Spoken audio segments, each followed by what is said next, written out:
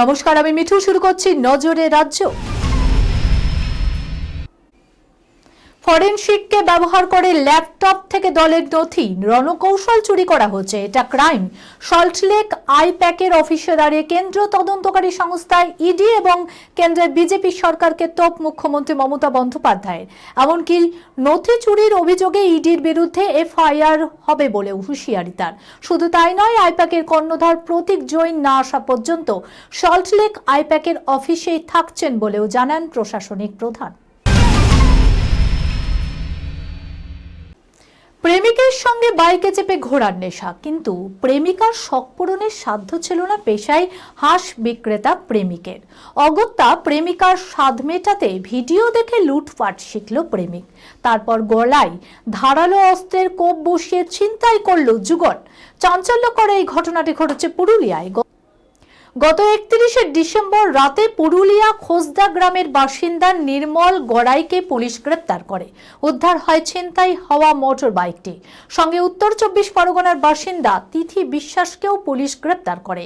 দুইজনকে জেরা করেই মিলেছে চাঞ্চল্যকর তথ্য। 2023 সালে তিথির সাথে মোবাইল গেমের মাধ্যমে নির্মলের আলাপ হয়। পরে তাদের প্রেমের সম্পর্ক গড়ে ওঠে। 2রা অক্টোবর ভোরে ট্রেনে করে পুরুলিয়া আসেন তিথি। সেখানে নির্মলের সঙ্গে দেখা হয় পুরুলিয়া স্টেশনে। ওই দিন সকাল পর্যন্ত তারা একসঙ্গে ছিলেন। এরপরই ওই তরুণী ঘুরতে যাওয়ার কথা বলে। তার জন্য টাকা ও মোটর বাইক প্রয়োজন ছিল তাদের। এরপরেই ওই তরুণী মোবাইল ফোনে একাধিক মোটর বাইক লুটের ভিডিও দেখে। সেখান থেকেই ছিনতাইয়ের পরিকল্পনা করেন তারা।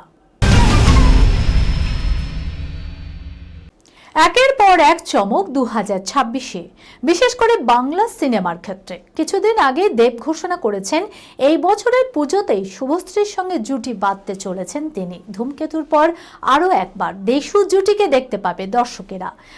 এবার টলিপাড়ার আরও একটি হিট জুটিকে ফের বড় পর্দায় দেখার পালা। পর্দায় তাদের উপস্থিতি এক আলাদা মাত্রা যোগ করে। তারা আর কেউ নন, প্রসেনজিৎ চট্টোপাধ্যায় এবং ঋতুপর্ণা সেনগুপ্ত। শেষবার তাদের একসঙ্গে দেখা গিয়েছিল কৌশিক গঙ্গোপাধ্যায় পরিচালনা অযোগ্য ছবিতে।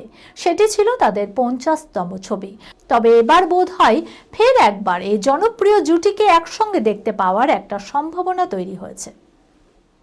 এই খবরের সঙ্গে শেষ করলাম আজকের নজরে রাজ্য। আপনারা দেখছেন টিভি 24 বাংলা, সংবাদ বিনোদন সারাদিন সারাক্ষণ।